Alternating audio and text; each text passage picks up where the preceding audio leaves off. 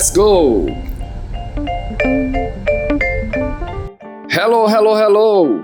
Welcome to the second part of the Quebec technical visits conducted by EXE Group Canada from January 31st to February 4th. I am Mark Xavier, founder and CEO of EXE Group Canada. From September 2022 to March 2023, I went to a winter expedition researching rural, indigenous, and remote communities across Canada. This work was powered by the Tourism Industry Association of Canada and funded by the Government of Canada. It was the first national expedition of the Strong Farm and Rural Shores Destination Program. Now, it's time to understand the reality of another Mohawk community in Quebec. The first part of these videos about Quebec winter experience showed Gawanag tourism and details about the Mohawk people. Now, we are in Ganazitagi, learning more about challenges and gaps the community are facing to create new pathways for economic growth, productivity, and well-being. Ganazitagi has a lot of history and is so beautiful. Let's see what Patrick Gelinas, the Economic Development Officer, must tell us. Enjoy your video experience.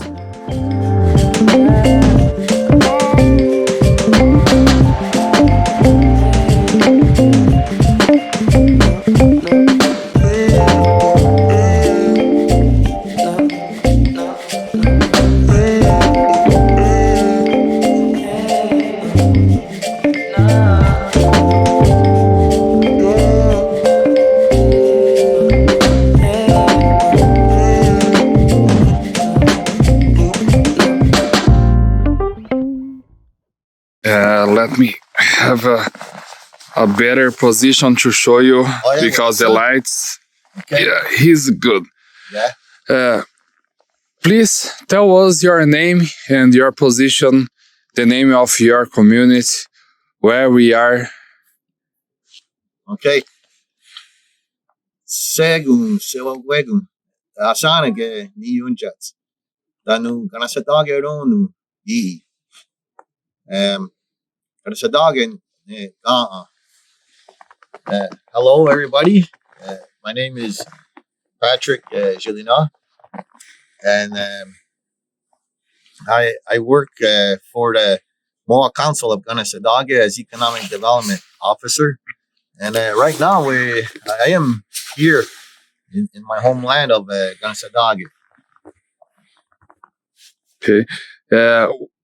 Where is this place we are now? Okay, so here we're on the edge of the Lake of Two Mountains, which is frozen right now. Normally, this area we can find many fishing cabins, ice fishing cabins. It's very customary in this area, but due to climate change, well, this year the ice isn't thick enough. So we don't see any fishing cabins out there today, and we don't expect to see any this winter season. Originally, we had a Ganasadaga paddling club who still have some equipment today stored in this container, and we used to have a nice big structure like a barn or a little warehouse to store the canoes, but it burnt down, so it's not here today. But it was a good activity, sociocultural activity for our people, because we would teach the youth not only about paddling, but about living the Mohawk way. Well, I'd be more than happy to talk to you about my community. There's so much history, and it's been here since time immemorial. And besides finding artifacts in support of this claim, we have one proof that we've been here since time immemorial because of In the Iroquois Confederacy, when it's time to condole a chief, there's a ritual of nomenclature of naming all the existing Mohawk communities, or I should say Iroquois communities, and Ganasadaga is in that list. Okay, so we've been here since the beginning of at least the beginning of the Confederacy, which is also has always been considered as existing since time immemorial, although some people relate to its existence or the coming of the peacemaker, the Ganawita, dating back to maybe approximately the 14th century, definitely before the arrival of the colonialists. Okay. So today we number maybe 2,000 people. We've had to struggle with generational oppression, the economic and social factors creating stress and pressure on our people. Religion being a big one, and in cahoots with the government. Okay, those would be I'd say the biggest force explaining the effects of acculturation. For example, our people being prohibited to practice our rituals and our songs and dances.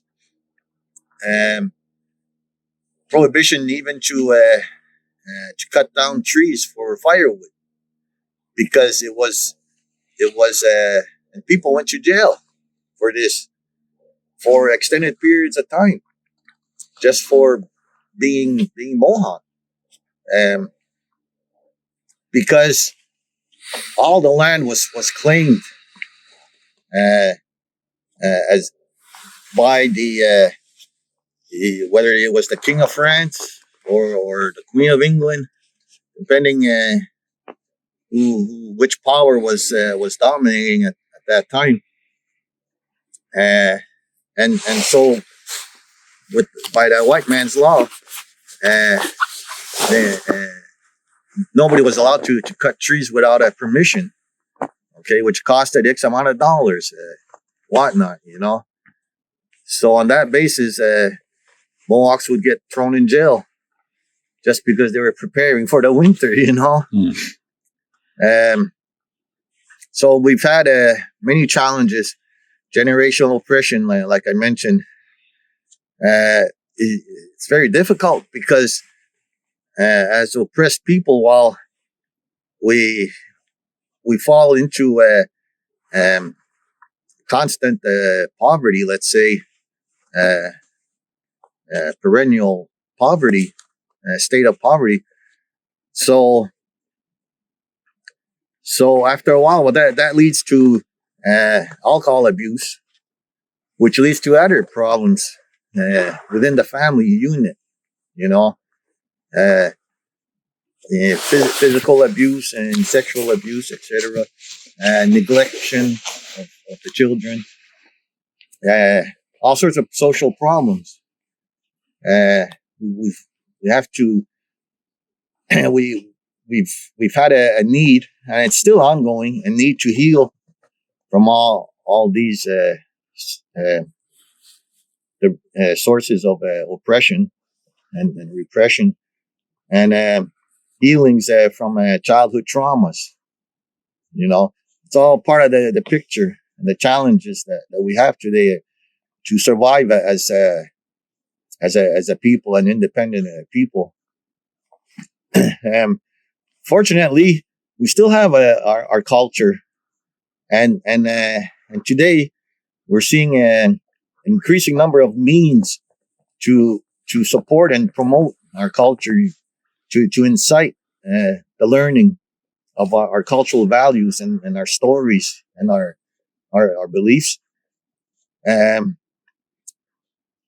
and and if I may add a personal remark, something that I've learned through my travels in other native countries.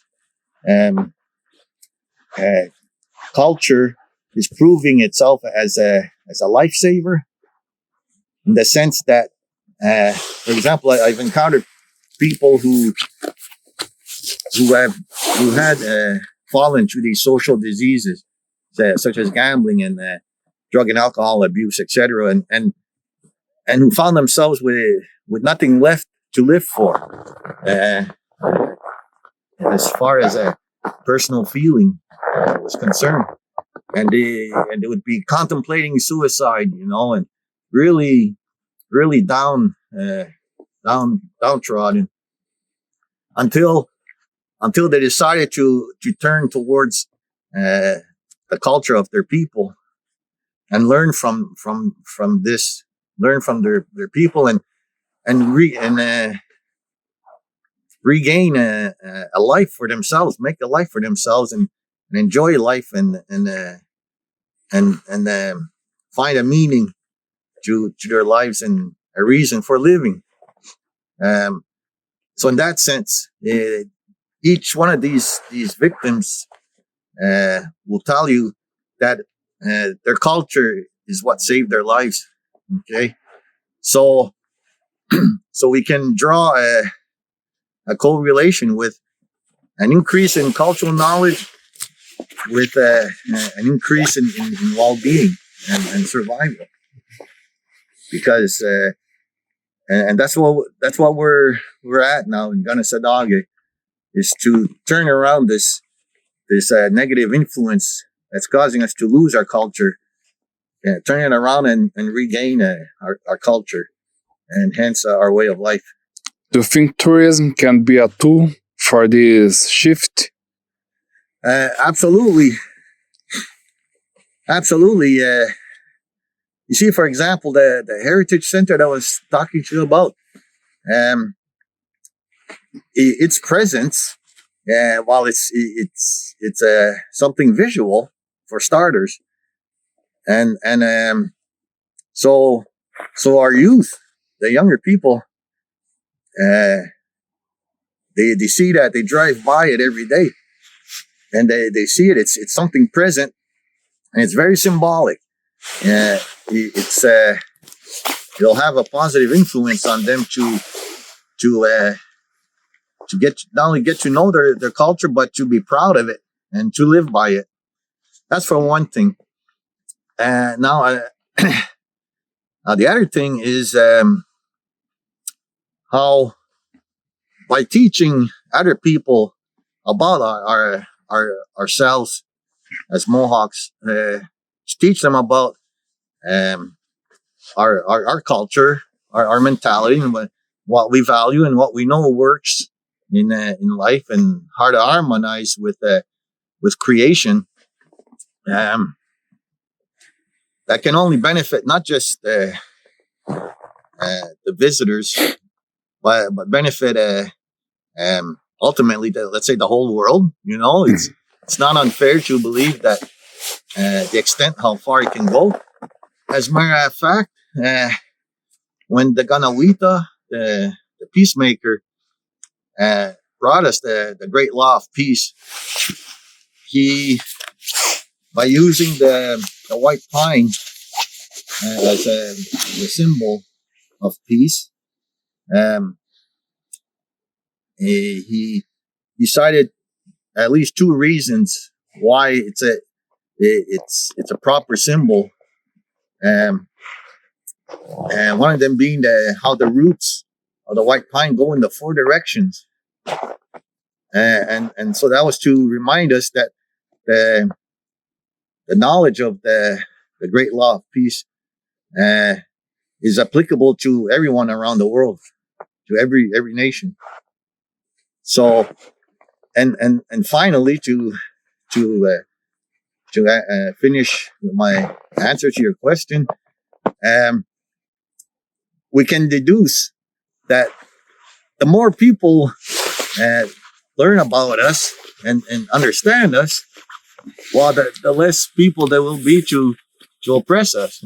Yeah, I So, totally agree. so tourism is a big key. Tourism, it's communication, and It's engagement. it makes a bridge between the Mohawks and the non-natives.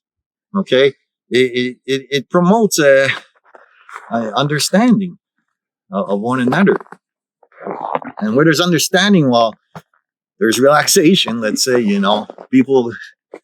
people can feel at ease and not threatened, etc. It's good, and then there's credibility through tourism. People talk. Our touristic attractions become known to the world. So yes, so I forgot my thought there. My brain's freezing.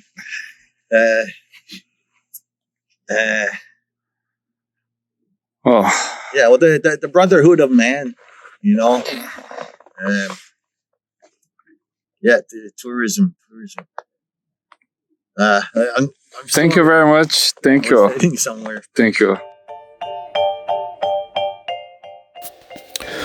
Tourism changes lives and perspectives. Tourism can bring different economic sectors to speak the same language of development. In communities like Ganezatag, tourism can shift the reality of residents and create solutions for everyone without prejudice. Ganezatag is an example of resilience. During our technical visits in Quebec, we had opportunities to learn from different Mohawk communities' perspective. Gawanagi, Ganezatagi, and Algezazi, both Mohawk people, but with different levels of development. Our next and last visit to the Mohawk communities in Quebec was at Algezazi, a Mohawk community that lives in Quebec and Ontario in Canada and in New York, United States.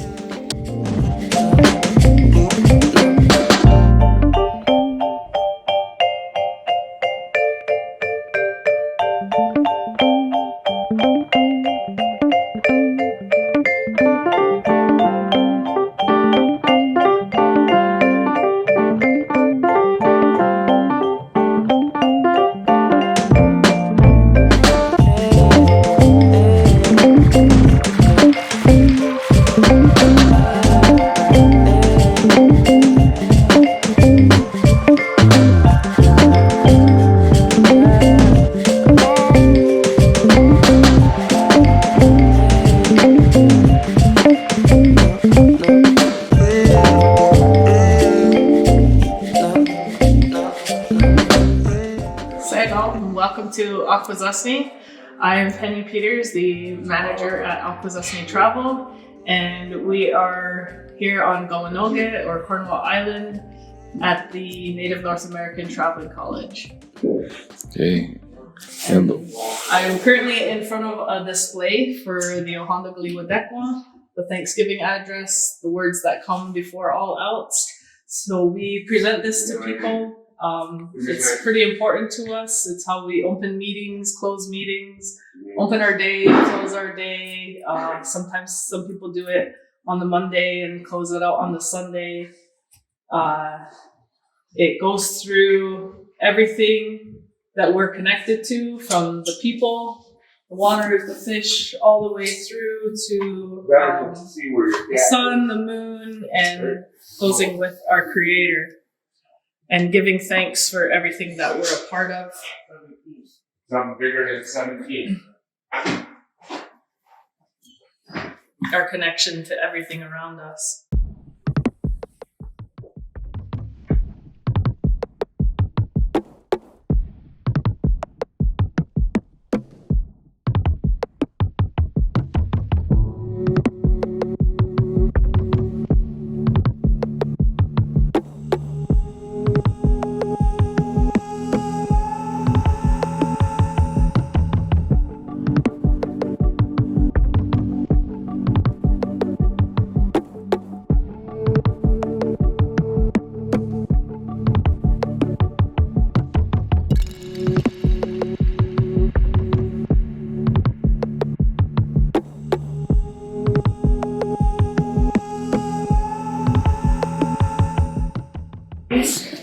And some people, for example, she's not here today, but the manager of the traveling college, Yoguni Goliosta, that's her name.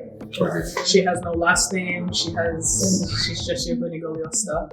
And traditionally, no one could have the same name. No? So there would be no other Same. penny Okay. in our community. And the reason for that was when you asked the creator for help, or say that person got sick and you wanted medicines for that person, they knew who that person was. So there was only one with that name. And you held that name till you passed. And when you passed, they sort of put it back out there so someone could then get named again after that person's passed. And they usually belonged to certain clans.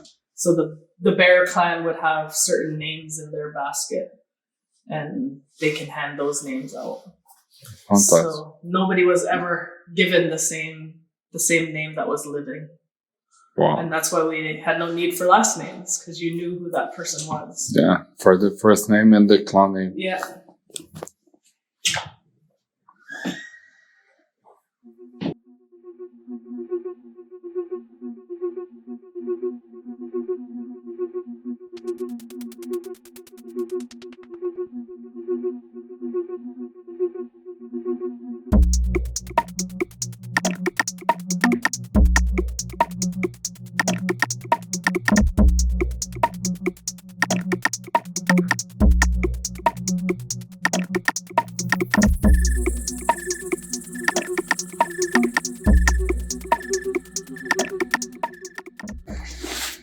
And you can kind of see some maps here of Native people within the area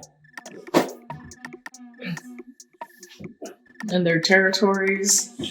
The Six Nations again were the Mohawk, Oneida, Onondaga, Cayuga, Seneca, later added the Tuscarora. These are our territories. So you had visited Ganawage, Ganesadage, you're here in Akwesasne. A little bit up towards Lake Placid, we have Ganyonge. Tyendinaga is a Mohawk nation as well. Okay. It's in Ontario? Tyendinaga, yes. I think it's Brantford, Ontario. Okay. Yeah. Southern Ontario. Yeah. Their tour, some of our pottery.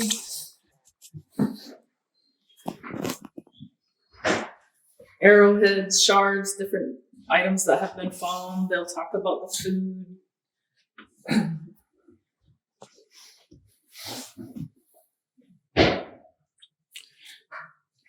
Can you tell me a little bit about the Iroquois? It's a Iroquois? Yeah. It's the all the First Nation communities in these areas. It's because this they call Iroquois, or Iroquois is the same as the Haudenosaunee. okay, So the Iroquois were the 5 nations, okay. the 6 nations. Okay, thank Yeah. you.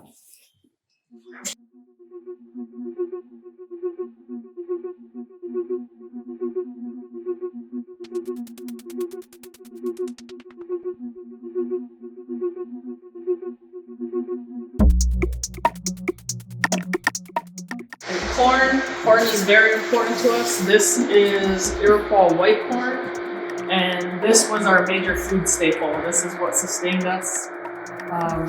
We've got a resurgence of it in the past few years of farmers who grow it, people who make food items from it. We have Iroquois cornbread, I shouldn't use the word Iroquois. We have cornbread, we have corn soup, we have a corn mush. It was our staple food. And you can see a picture of inside of a longhouse. This is actually a longhouse that is in out towards Saint Anisette, Quebec. Okay. They have a village there, and this is the inside of one of the longhouses there, so you can see how the corn was hung and stored. And then when it was ready to be used, they would twist off the kernels.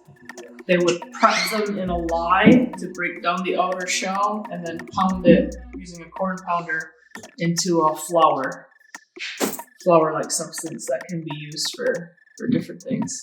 It's like in Brazil and Mexico as well. Yeah. Yeah. Corn it's pretty popular. Yeah.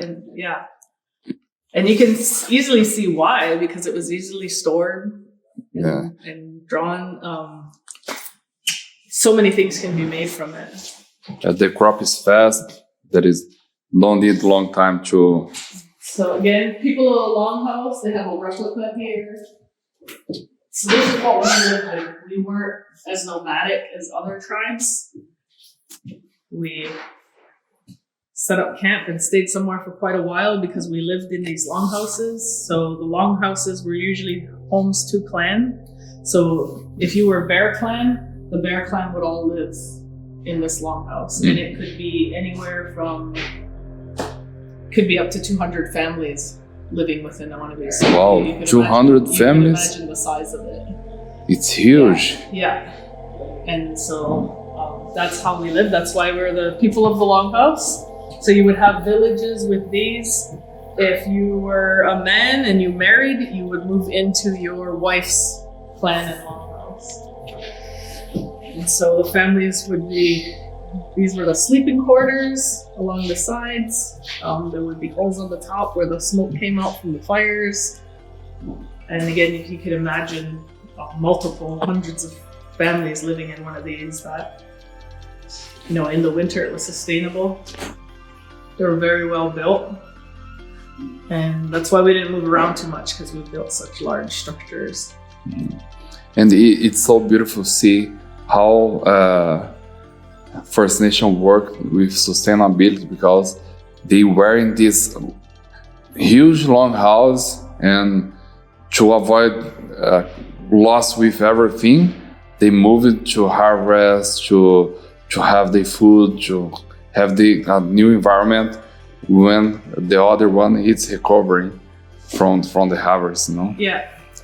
It's beautiful. Yeah. The Three Sisters model, we in Brazil and now in the modern agriculture, they call permaculture or syntropic farm, and that is the same reason that came from the Three Sisters. And I just not see that when I start to learn about your community. With the corn, beans, and squash. It's beautiful, no? It's beautiful. And this, I always contribute, this is our history. This is where we came from, was this longhouse living. And even though we don't live like this today, the mindset's still there. When something happens in the community, if it's bad, if somebody's house burns down, the way the community comes together, it's still this mindset that's in our blood, is, that's your family. And so you take care of it. And that sense of community is still very important and still thrives today with how we operate as a community. Fantastic. Some of our traditional wear, obviously after contact, when wovens were introduced, this is how we traditionally dress. The men would wear ribbon shirts, breechcloths, leggings, the women skirts. You can kind of get a feel for the style. Our musical instruments were horn rattles and water drums. Before we used horn rattles, there were birch bark rattles with seeds inside of them. Obviously gourds were used for rattles, but those are our musical instruments. On the wall over here, you can kind of see the gastoas. So these are the headwear that our men wear. Okay. And the nation you represented was distinguished by the feathers. So the Mohawks are known for the 3 feathers. Yeah. Straight up. Sorora none. So you can see how they were identified. When someone is a chief, they have horns on their gastoa, on their headwear. Oh, interesting. Yeah.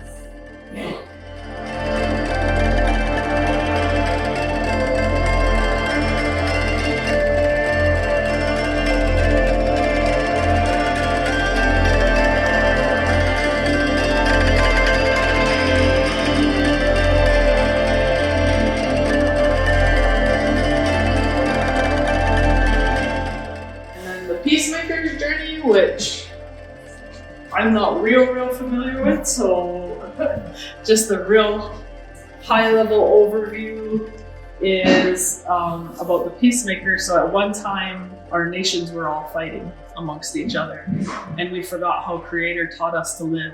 So he sent the peacemaker, and what the peacemaker did was, I'll show you an example of it later, the Hiawatha Belt, and bringing the nations together. And he taught us how to work together again as the Haudenosaunee, and gave us the tree of peace, you'll see always symbolized. For the pine. Yeah, with the white pine. If you look closely at the white pine, the needles grow in bundles of 5, which were representing the original 5 nations. And the weapons, you'll often see a symbol of the weapons buried below it, that we would live in peace with each other, for strength and unity for our nations. So that's a very high level overview. With that came the wampum. So wampum, it comes from the quahog shell. A lot of people think wampum was our money or our currency, but it was just because of how important it was to us. And this is the belt I talked about, the Hiawatha belt. So this is represented by the Mohawks on one end, the Senecas on the other. You have the Oneida, Onondaga, and Cayuga. And that represents the original 5 nations. So we call this the 6 Nations belt. But yeah, so wampum it was used for the belts to represent important stories, important political agreements. They weren't worn as belts. They were sort of used presented to people, and then the story was told as to what all of the symbols meant and what they represented. A lot of times they were treaties, so they were recorded within there. One of the ones that you'll see a lot of are the two-row wampum belt. So that belt symbolizes us and the non-natives, and that we would continue to live in peace with one another, but stay in our own rows, so we wouldn't cross over and interfere with each other, but continue to live peacefully together. Fantastic. I think there's a bit of an explanation on there. The coexistence between European settlers.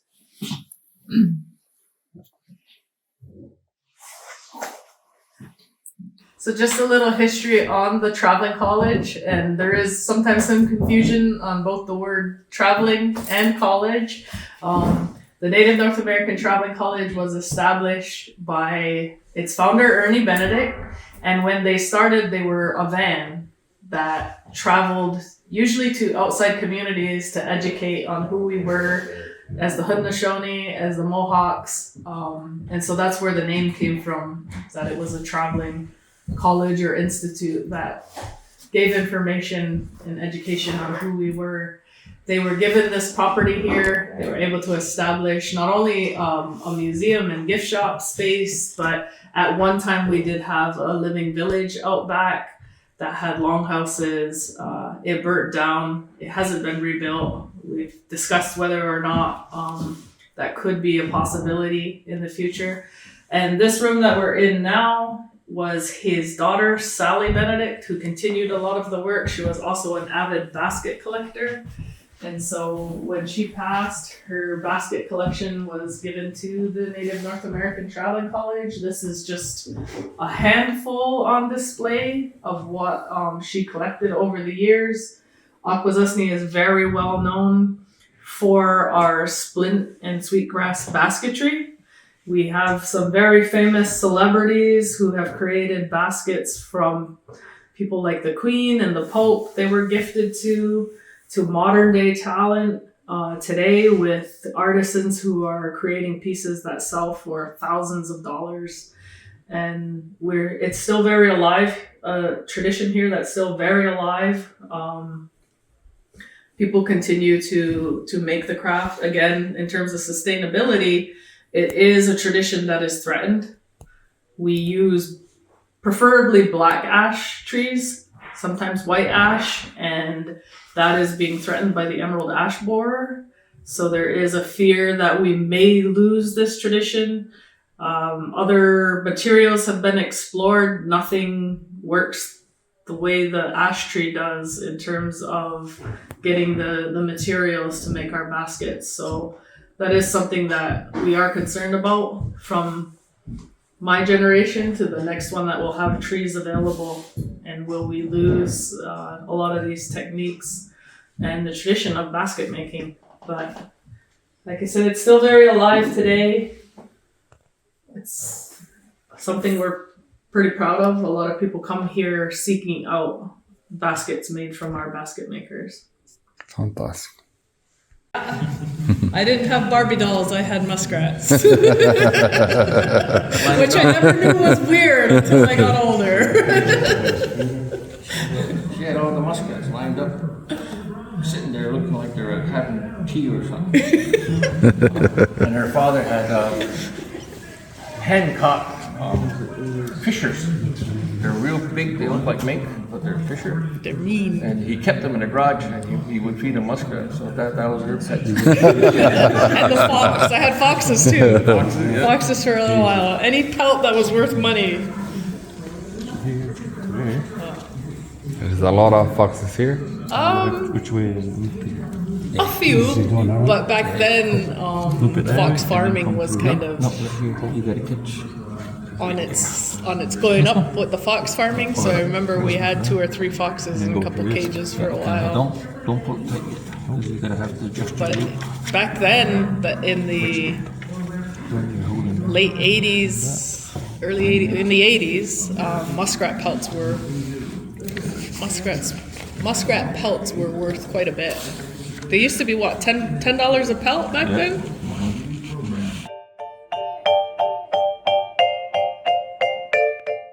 Our technical visits in the Mohawk communities of Quebec were very important for the acquisition of ancestral knowledge of the indigenous peoples of North America, mainly when knowing and being motivated by the history of the peacemaker who became my superhero.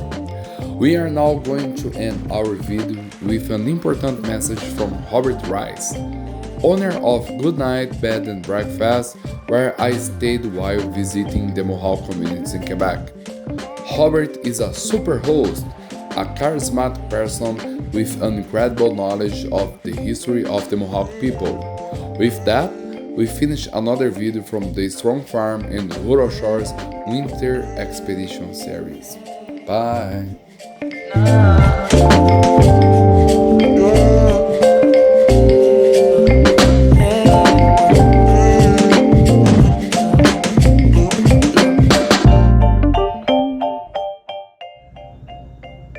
My name is Robert Rice.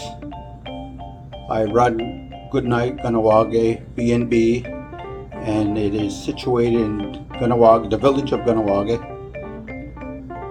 And I've started my business approximately 13 years ago. And the experience that I've had with people has been nothing but great, positive, I would say rewarding. And to have people from all over the world to come here, from teachers, professional people. I've had a Supreme Court judge stay here. I've had the Sowetcan chiefs from British Columbia stay here. It's just a pleasure to deal with a variety of people from all over the world, and to have them stay here and have them affirm that it's a home away from home, for them to say that, and I really, really appreciate it. Tell a little bit about the community. My community is a Mohawk community which is Ganawage, and it is situated approximately 8 to 10 miles from downtown Montreal. Our community is a close-knit community. We are very bonded together as a community. When somebody gets in trouble or there is a danger to the community, everybody comes together to work as one. You're not just coming after one person, you're coming after the whole community. And that's what makes this community very, very special. And how this community receive visitors? Oh, great. You know, we're always ready to explain our heritage, our history, to share it with them. There's a lot of different opportunities in town for people to look at our heritage, our community, where you can go from either from the education center, the local library. There's a number of churches here. There is a business complex here, bank, post office. We have 2 traditional longhouses, and which is very active in the community. So nobody's to say that they're one entity is better than the other. That's what makes this community so diverse, is the fact that it's a mixture of everybody, traditional, Catholic, Protestant, and everybody is as one when it comes to excuse me, serving our community. So it's very, very nice, and we enjoy it. We love it. We enjoy it when people come here to visit our community, and you know, we're more than happy to share our culture with them. Fantastic. Tell a little bit about your house, how many rooms you have, your plans to have a pool and a new generator. Excuse me. My house is in the village, very close to the downtown area.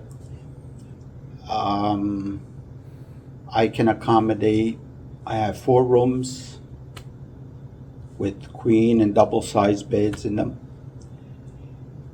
with an overflow of 2 beds in the basement. What was the other question?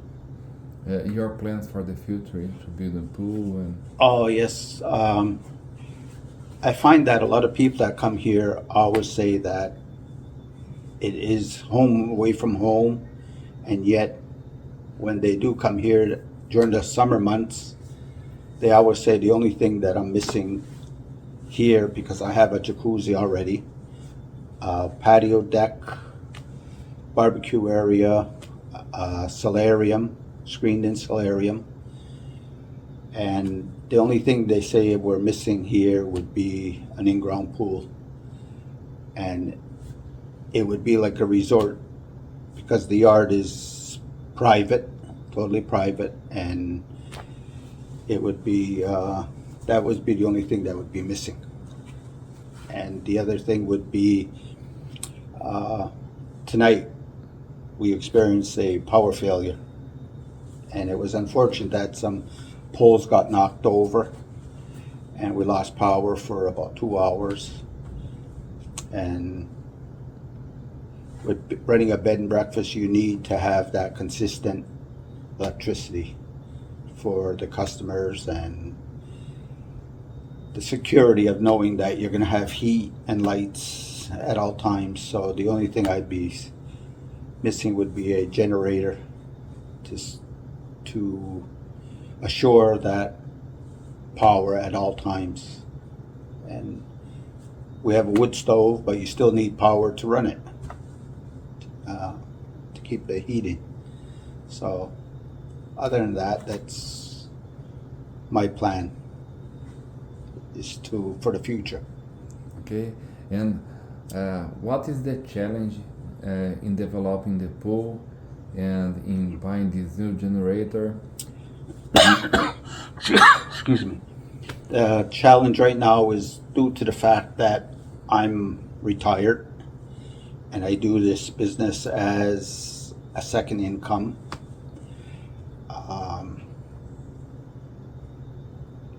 My income is low for my pension, and the challenge is the fact that